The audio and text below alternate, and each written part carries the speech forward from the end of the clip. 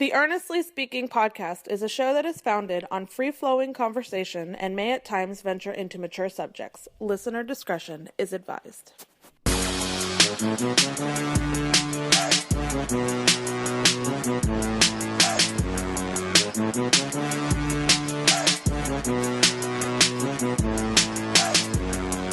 Earnestly Podcast, coming to you June 27th, 2023. That's about 9 days.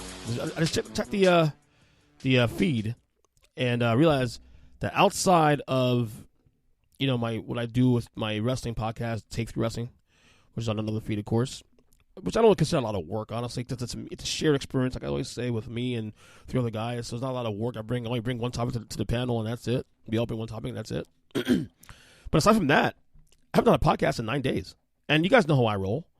I typically do a show, especially on this show, which is my number one priority. I do, at the very least, 2 shows a week. Okay? Or at least one show a week, should I say. But on a normal occasion, I do 2 to 3 episodes a week. At least 1 or 2 solo episodes a week. I may have a guest or 2 as well. This podcast is very active. Like, it's just, the way we do things here on this show, on Earnestly Speaking, is as though it's my life. I mean, in some ways it is, in some ways, is my life. Because it's something I enjoy doing, and it's something that's enjoyable, therapeutic, you want to call that. But I'll be honest with you. The last 9 days, last week, whatever you call that, been feeling kind of lazy. Also been feeling kind of like, I don't know when to use the word burnout, because I'm never really. I mean, there are moments I'll get a little burned down here and there, but it's not like I've gone totally insane and crazy with the show and doing shows every day and all that. But I did feel last week. I felt like, and the thing is like I had on 2 or 3 occasions last week had actually prepared shows ready to go. I had topics ready to go, and this time came like, I don't feel like recording tonight, and that was Tuesday night. Then Wednesday night came around, like, I feel like recording tonight as well too. That was Wednesday night. Then I had an option to do it Saturday. I'm like, I'm good. Just relax, kind of take it all in a little bit. And I think that's one of my attitude these days too as well, is that you want to still pace yourself. You want to enjoy the process, but you also want to pace yourself. Listen to your body. Listen to your mentals. Listen to your brain. If you don't feel like doing something, and the opportunity is there to take a breather, take the breather. Nothing wrong with that. So yeah, I can't say in one aspect, yeah, I'm a little bit lazy. But at the same time, I had topics prepared for the last week, and this didn't want to. I just decided not to come through with this. Like, you know what? Take a couple of days off, and then a couple of days turned to like a week, and then turned to 9 days. And honestly, even tonight, I had the today's show all prepared to go, and I was like, okay, well, I think I'll do a podcast tonight. I think I will if I feel up to it. And then like up until the last like 10, 15 minutes before I hit record, I'm like, do I really want to do this tonight? I really want to do this tonight. I'm really in the mood to do a podcast. And I say, you know what? Screw it. Get in the studio. You enjoy this. This is something that you really enjoy and whatnot. And I won't lie, too. And even in moments like last week when I didn't do the show, like, say, Tuesday or Thursday or Saturday, there was some regret at times. Like, maybe I should take the opportunity to do the podcast. But at the same time, listen to your body. If you're not feeling it, you're not feeling it. And that's okay. That's okay, So I'm back, 9 days off. Hi. Things are okay. I got some really good news actually. From my doctor. I think I told you guys about a week and a half, 2 weeks ago, maybe 3 weeks ago, that I had recently had a checkup with my doctor. More blood work. I'm doing that now every 3 months. As you guys know, I'm type 2 diabetic now. As of March. And now, so I'm staying on top of my health these days and whatnot. So I did my recently updated blood work, and we got a lot of good news. Came back. My A1C levels have dropped dramatically, even more than I thought. I knew it would drop a little bit, but I didn't think it would drop as much as it did. It actually dropped more than I thought. It dropped over 4%. To give a little insight, when I tested in March, when they told me I was diabetic, back in March, my A1C levels were 11.4%. That's dramatically high. That's really bad. That's danger zone, in fact. So obviously I've been on medication and all this kind of stuff. So not just only for diabetes, but also for high blood pressure and cholesterol and all that stuff. Well, now my A1C levels dropped down to 7.2.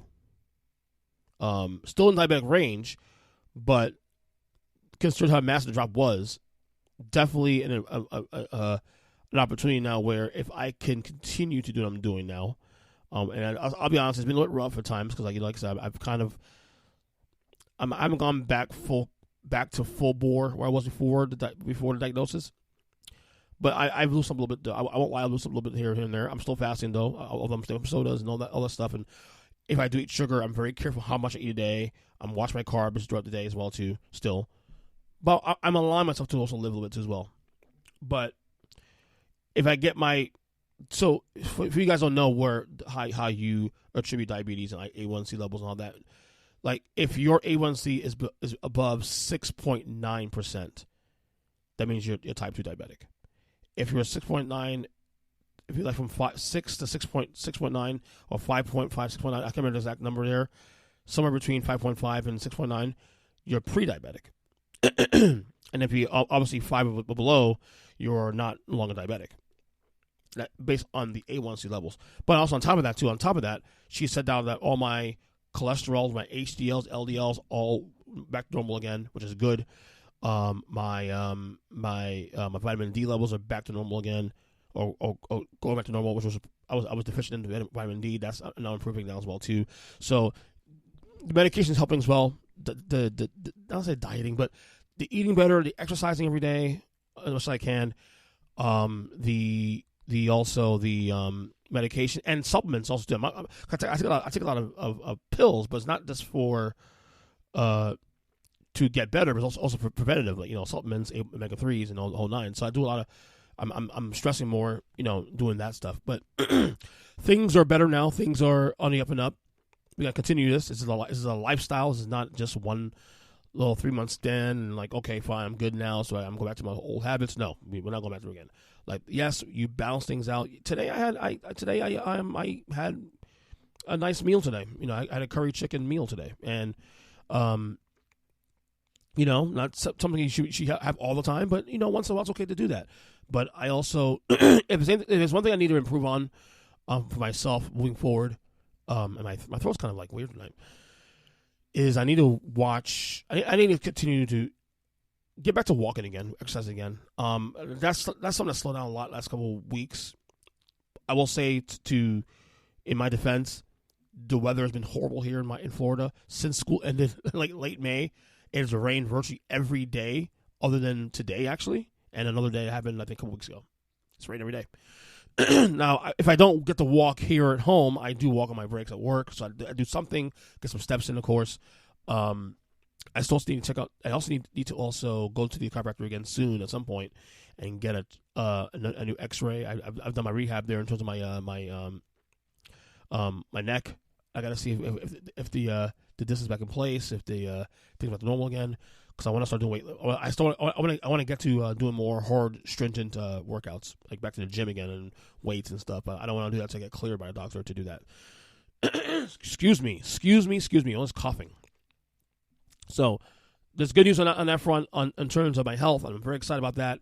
And I tell you guys, I'll keep you guys updated on that as we move forward. All right, I cough again. Let's get to a little bit NBA talk here. Damian Lillard watch continues. He has not requested a trade from Portland just yet. Although all the signs seem to say that at some point someone's got to give. I know the two sides met yesterday. The Blazers and Lillard himself met yesterday. The Blazers have said that they want to continue building around Damian Lillard. Of course, you see that statement from the Blazers, and you can read between the lines there that they're saying that they're committed to Lillard, and obviously that's good. But I already told you guys how I feel about the situation. I think the Blazers want to move on. I also think this is a PR battle because I don't think the Blazers want to be the ones to say we want to trade you because of the backlash they may get from the fan base, because Lillard is very beloved in that region, in that city. I do think Lillard wants to be there. He wants to win there, but I think I like to think he realizes that this. Look, I don't see a scenario where they get much better that they can make a trade between now and next week that's going to change their title chances. Like, in fact, I'll go so far as this, and this is going to shock some folks here too, NBA fans here. Look at the Western Conference. I can make an argument right now that based on their situation, they might be the worst team or the worst odds or worst situation in terms of getting into the championship discussion. I can argue that even the Houston Rockets right now, who were the worst team in the league last year, have a better chance right now to climb into the playoff discussion before Portland. Because they, at least right now, and obviously this is going to change. This is a fluid conversation, of course. They actually have cap room. They got cap room. They can sign 2 stars they want to. They also got a great coach in Ime Udoka. Okay. So they can hypothetically, if things fall their way, sign 2 max contracts this coming, free agency next couple of days. So I can argue that right now, June 27th, that I sit here and do this podcast, that Houston has a better chance of making a splash in free agency and making a move and to be in a better position than Portland right now. Every other team, San Antonio, who's what they were, they go Victor Wembanyama right off the bat, in better position now. Okay, who else? Well, who else in the Western Conference? The Kings are better, obviously. Every team above them better.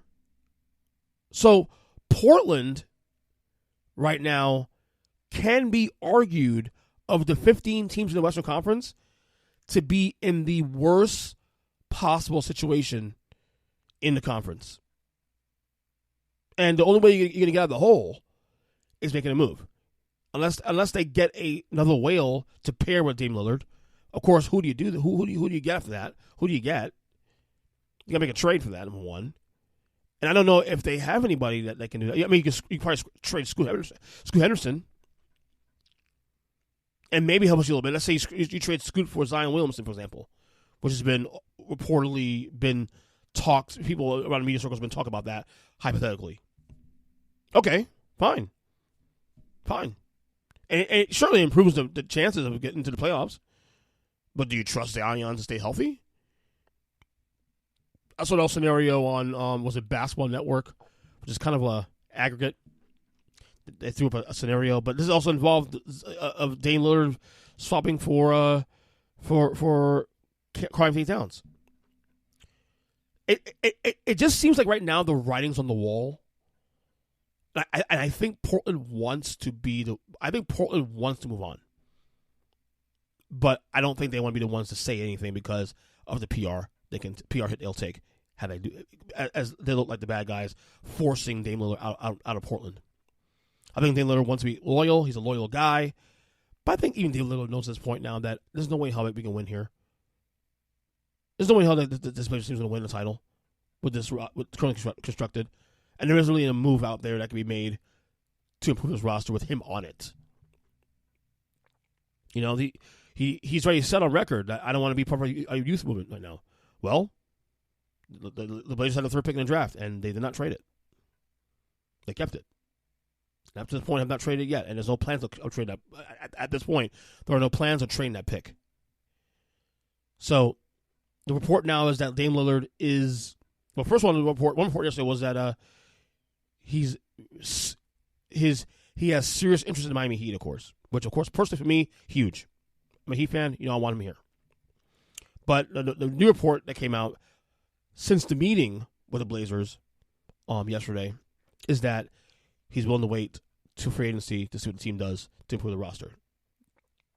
So basically, the next 7-10 days, we'll have a better understanding where we're at. And I personally expect Lillard to formally request a trade out of there. And I think he'll do that, and I think no one's going to care. And honestly, the fans are going to understand it. Honestly. I think he's the one situation where the star player won't get blowback for asking to leave. He's been in the league 11 years now. This team is going nowhere. They drafted a guy who's probably going to be the future of that team moving forward, who has almost the same numbers he does. Lillard's number 0. Scoot Henderson's 00. At this point, it just seems like the writing's on the wall, and who makes the first move? Who makes the first move or says the first thing? Portland does or Lillard does? And we'll know more in the next couple of days, I'm sure, or a couple of days in free agency in early July. We'll see. As free agency, we are 3 days away from that. Look, I've been gone the last 9 days. Haven't had a chance. I mean, you probably see some of my commentary on Twitter and Facebook, of course, social media on a lot of the moves. Chris Paul traded to Golden State for Jordan Poole. Like I said, I think that move was solely a move to get rid of Jordan Poole's contract. That to me, that's solely a business move. It's not really a great basketball. I mean, it doesn't make much basketball sense, really, on the Golden State part. But I guess we'll see how that plays out moving forward. Bradley Beal got traded to Washington for basically nothing. I think that makes them the second best team in the Western Conference still. I want to see how that plays out. I think whether or not they keep DeAndre Ayton long term could determine a lot where they go moving forward and where they stack up against Denver. Report is now they take him off the trading block and they're gonna work it out with him for the time being. We'll see how that plays out. James Harden has not opted out his contract yet. His play option yet. Draymond Green did. I expect him to stay in Golden State. Who else? Chris Middleton opted out his contract on $4 million. He'll be a free agent in the next couple of days. So, as you said this podcast for weeks, to myself, having Danny Thompson on the podcast, and a couple of guests, we told you guys that this would be a very active off season for a myriad of reasons, not just because of players wanting to move and get more money, but also teams also trying to position themselves to avoid that second apron in the CBA that starts next season. So free agency is going to be very crazy, I think. And of course, we'll cover it here in this podcast. We'll have guests on, I'm sure, in the next couple weeks. We'll see. Hopefully, I'm not feeling lazy to record, But yeah, that's kind of what's going on there. Hopefully, as I took my text here. My wife just texted me. I expect a lot of movement. Of course, the big domino, of course, is Dame Lillard. Not saying that he's not a free agent, but that what he decides to do, whether he decides to ask for trade, will definitely impact a lot of the teams who want to make a move for the guard to climb into the picture for a title. So 3 days away, Friday, June 30th, we start free agency. I think at 6 p.m., I believe, something like that. So just check it out. Just tune in here. Anyway, a little more basketball talk, but more so old school. Remember Dennis Rodman? Dennis Rodman back in the news, actually, for the first time in a while. He had a very crazy take on Larry Bird the other day. He was on Vlad TV. Dennis Rodman's always had a heart on Larry Bird for years, and he does not stop. Years later, almost 40 years later, he still has a heart on for Larry Bird. This is what he said on Vlad TV concerning Larry Bird and today's NBA. If Larry Bird played in this era, I think he'd be in Europe. So I'm just letting you know, man. Really, like I said, don't just say he'd be somewhere over there. Because, I think his game was fit for Boston at that time in the 80s and stuff like that, But today's world, oh, hell no. There's no way. I'm not downplaying him because he's a great player at that time, just like I was. But I'm saying, no, there's no way. I think the kid from Denver is way better than him. Okay. Dennis Rodman. That dude's still crazy. Let me preface and say that Dennis Rodman one of the all-time greats, greatest rebounder of all time, great defensive player, key cog for those Pistons teams in late 80s, the Bulls in late 90s. So I'm not going to diminish Dennis Rodman here to make a point here. But if you guys know history, of course, Dennis Rodman has had a hard-on for Larry Bird for years. This goes back to 1987 in the East Conference Finals, where they lost to Detroit, lost to Boston in the conference finals. This is after Larry Bird clinching the series, putting up 35-99 on Rodman for the record. And Rodman made that at the time very controversial statement where he said that if Larry Bird was black, no one would care. He'd be some normal player, some average player. I mean, Rodman has had some comments on Bird for years. Dennis Rodman's here is not necessarily relevant. He has been relevant for a long time. Look, Dennis Rodman, we know what this role is with Rodman. It is what it is. Okay? You don't get offended. You just consider the source. The one demean Rodman here, but he's nuts. Larry Bird, I argue Larry Bird would be even more impactful today if he was able to play in today's game. Think about guys like Jokic and Luka. Nikola Jokic and Luka Doncic. Two guys that have actually similar games to Larry Bird, and both guys are considered top 5 players in the league right now currently. One guy just won the NBA championship, come off back-to-back MVPs. I can argue Larry Bird would be more dominant today than he was back then in the 80s. To me, that's a stupid statement. That Bird would be in Europe. Like, does Dennis Rodman actually watch the games? You have two guys that are literally similar in playing style in a league of athletes and skill sets. Two guys that are considered top 5 players, not top 10, top 5 guys. And Jokic, who is considered to be the best player in the league right now, and Luka, both guys model their game almost like Larry Bird. And you're going to tell me Larry Bird wouldn't dominate in today's game? That is a stupid statement by Dennis Rodman. It is a dumb statement, all coiled up because of the fact that he doesn't like the guy. Because of what he said years ago. And he's had a hard on this guy for decades. Look, Dennis Rodman, I'm not going to diminish him as a player or as a person. He has his own issues, of course.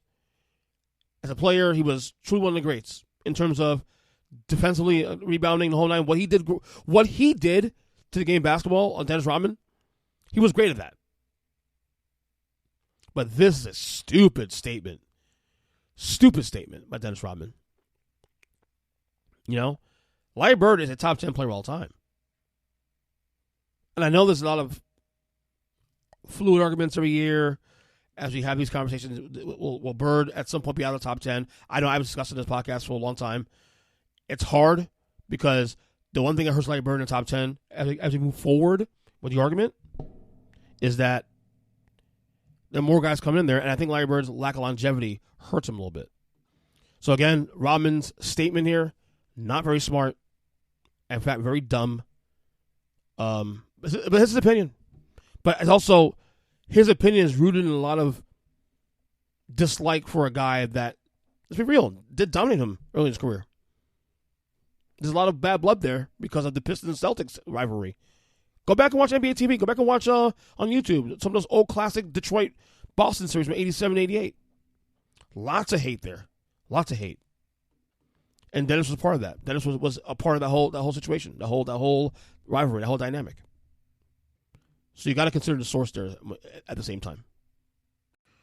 All right, let's talk a little politics here. I missed talking about this last week or so, week and a half, whatever, 9 days was away.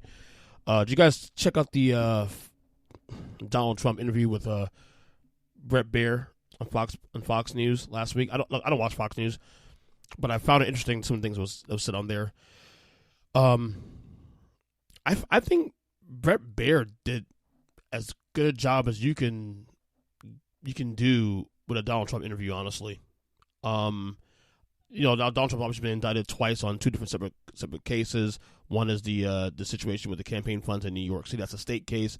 You have the situation now with the federal case with him in the documents, the classified documents he had at Mar-a-Lago. That's being dealt with here in South Florida, Miami to be specific. Here was Trump, and this is some of these quotes. I swear, in a normal world, this would be a snapshot case, and that this guy would a person would be disqualified from being run for president, much less anything else. And yet, this guy, even with indictments, is gaining, at least in the GOP sector, gaining. His numbers are still going through the roof, despite all this. Here's what he had to say concerning the classified documents on that interview. To subpoena you to get them which back. they've never done before. Right. And but why not just hand them over then? Because I had boxes. I want to go through the boxes and get all my personal things out. I don't want to hand that over to NARA yet. And I was very busy, as you've sort of seen. Yeah, but I've according to been the very, very indictment, busy. you then tell this aide to move to other locations after telling your lawyers to say you'd fully complied with the subpoena when you hadn't. But before I send boxes over, I have to take all of my things out. These boxes were interspersed with all sorts of things. Golf shirts, clothing, pants, shoes. There were many things. All right. God darn it. All right. Again, in a normal world, this would be an open shut case. And the public would say, what are you doing? But this is Donald Trump we're talking about here. This is Donald Trump. Former President of the United States. Formerly the host of The Apprentice. What real estate mogul, celebrity, you want to call that. We are not living in a normal world, okay? And this is not some anti-Trump rant here, for the record. I'm just speaking facts here. Why do you have your clothes and normal things in boxes with classified documents? That's what gets me. So on one hand, he's dangerous, probably. But on the other hand, he's also fucking stupid. Like, I don't get it. You have classified documents wrapped up in, and this is your words, wrapped up with caps, golf shirts, golf pants, who knows, whatever. And that's normal? As I said, Bret Baier, I thought did a very good job in this interview. I didn't watch the entire thing. I watched most of it. This part here also too, he hit him hard on questioning. I thought, a lot of journalists don't hit him hard enough on questioning, and I thought Bret Baier did this. Remember when he became president?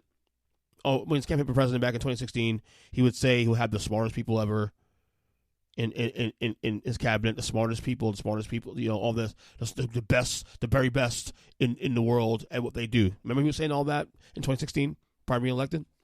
So Bret Baier challenged him now on that, and all those same people he deemed smart. And he goes back and reminds them of what he called them in hindsight. Here's what he had to say about that. Listen to this. Vice President Mike Pence is running against you. Yeah. Your ambassador to the United Nations, Nikki Haley, she's running against you. Your former Secretary of State, Mike Pompeo, said he's not supporting you. You mentioned National Security Advisor John Bolton. He's not supporting you either. You mentioned Attorney General Bill Barr, says you shouldn't be president again, calls you the consummate narcissist and troubled man. You recently called Barr a gutless pig. Your second defense secretary is not supporting you, called you irresponsible. This week, you and your White House called your White House Chief of Staff John Kelly weak and ineffective and born with a very small brain. You called your acting White House Chief of Staff Mick Mulvaney a born loser. You called your first Secretary of State Rex Tillerson dumb as a rock, and your first Defense Secretary James Mattis the world's most overrated general. You called your White House Press Secretary Kayleigh Canadian milquetoast, and multiple times you've referred to your Transportation Secretary Elaine Chao as Mitch McConnell's China-loving wife. Line by line by line by line by line by line. I mean, and look, and yet he's still crushing the polls. In fact, his biggest challenger, Ron DeSantis, is even with the indictments here. And Ron DeSantis entering the race about a little over a month ago. DeSantis is absolutely tanking in the polls. Donald Trump is crushing him in the polls. According to the latest NBC Republican GOP primary polls right now, Donald Trump currently has a 51% lead, which is a +6 since the last time in the polls over DeSantis, who has 20%, who's down 9 points since. You got Mike Pence at 10%. Chris Christie's actually gained some steam here since, pushing back. Maybe I think he was polling at, when he entered the race about a couple weeks ago, it was at, 1% maybe? He's not up to 5% now.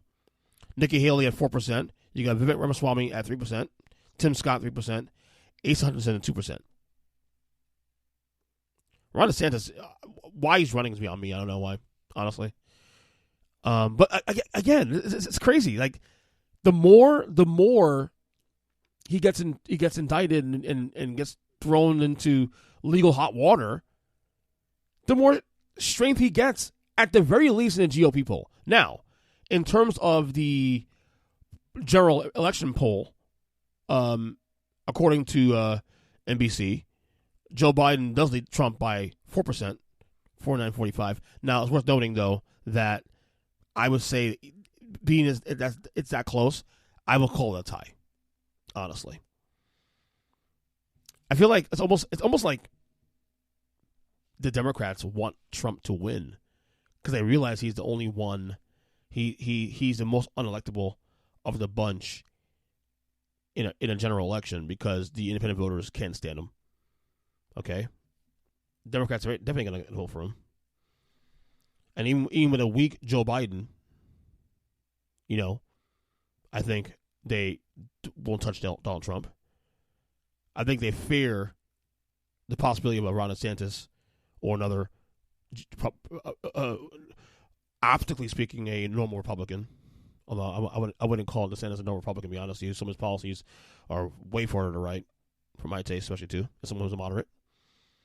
But I mean, DeSantis is getting crushed in the polls right now. I mean, I thought, I remember saying too, also before he got when the polls first came out, prior to him announcing his candidacy, saying we'll give him a chance. And I still, part of me still wants to hold out to the debates because still the first debates coming out in August. First debates in August, GOP debates, and of course at the primaries. Caucus season early next year. And a lot can happen between now and then. What Trump, legally speaking, can change. But the optics don't look good right now for DeSantis right now. It don't look good at all. It really doesn't.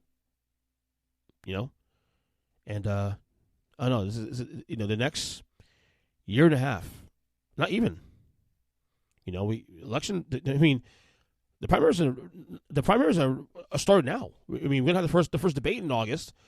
Probably another debate after that, a couple weeks from that, or months after that. Before you know it, we're in the winter season, and before you know it, we're gonna be in caucus season. If you're into politics like I am, of course, this is fun times. But then you have the general election next year. Only 15 months from the general election. Time flies. I'm telling you right now, time flies. So just keep looking at those polls, but DeSantis doesn't look good for DeSantis. It doesn't look good for him at all. So a couple things to get out of here. A couple of things. My throat's kind of scratched right now.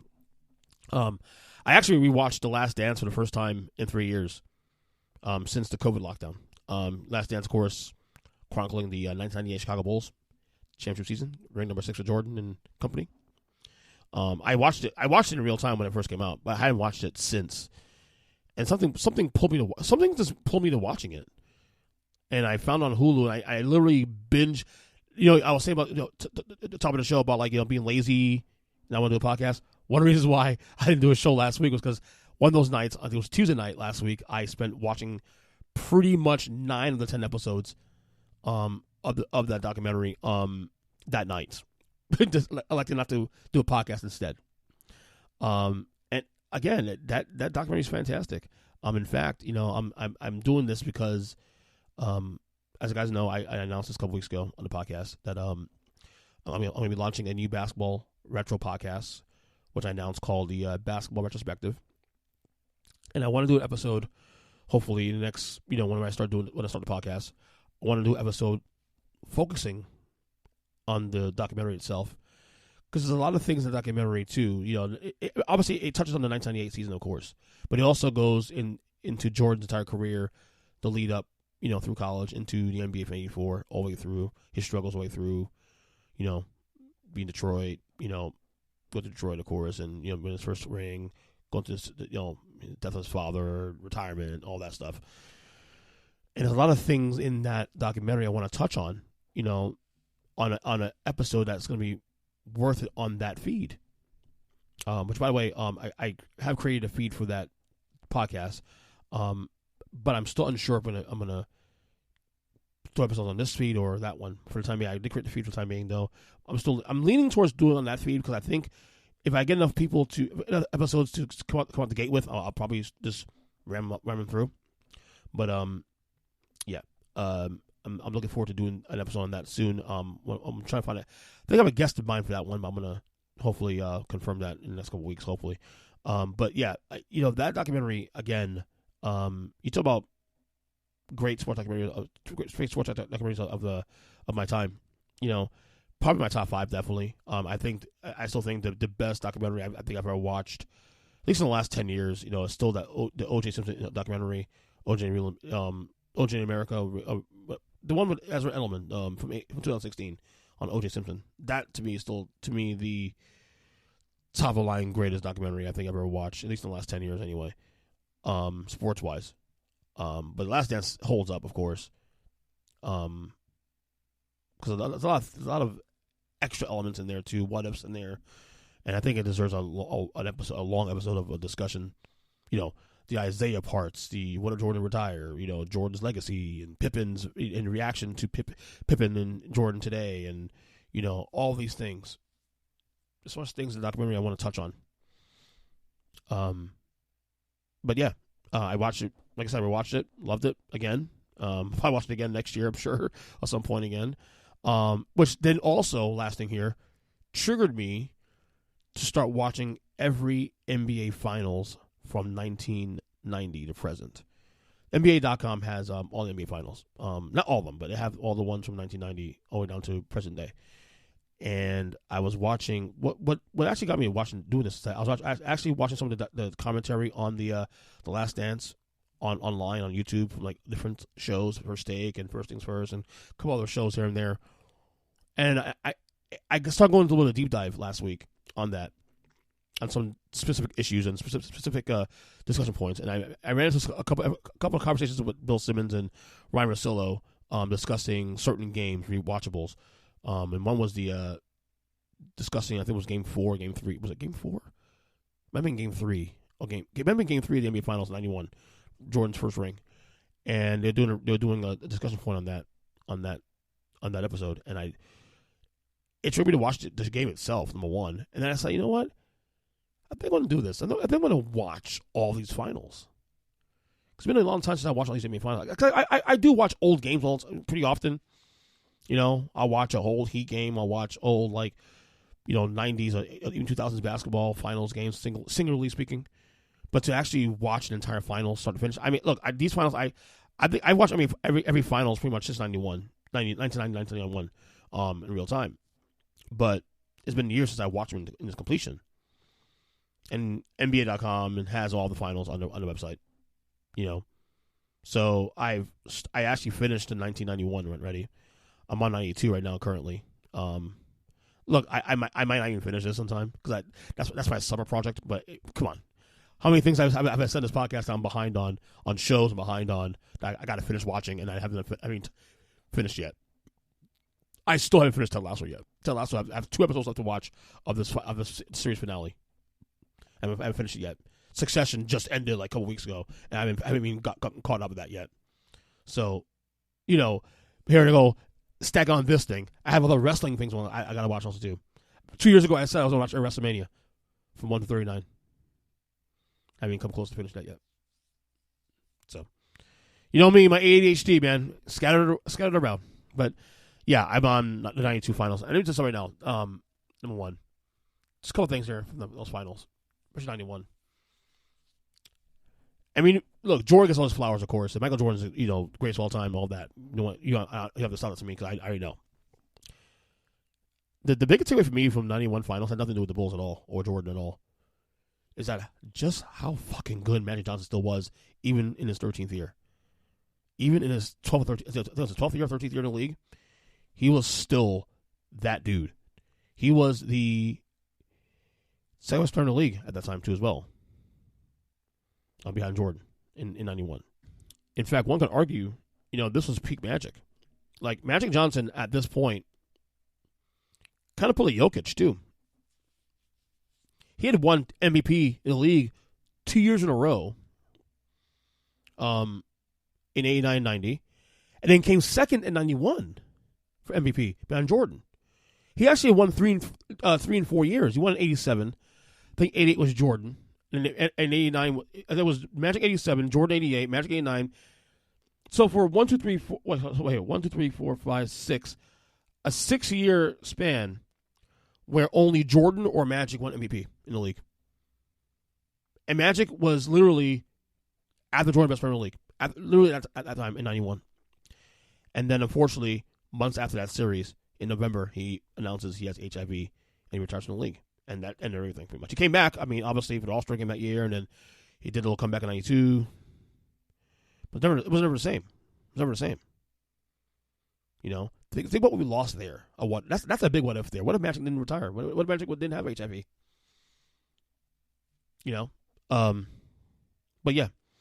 So I'm on that project now, embarking on watching all the NBA Finals. Watching the Blazers now get their ass kicked by the Bulls from Game 1, the Shrug game, of course. Jordan was fantastic, man. I mean, any questions? I mean, I prefer LeBron over Jordan. I'm a LeBron guy by preference, but I've always said that Jordan is the greatest of all time. And if you guys who are on the fence on that argument or are strong LeBron supporters who don't accept Jordan as the greatest of all time, I implore you to watch these old finals, these old games, old finals.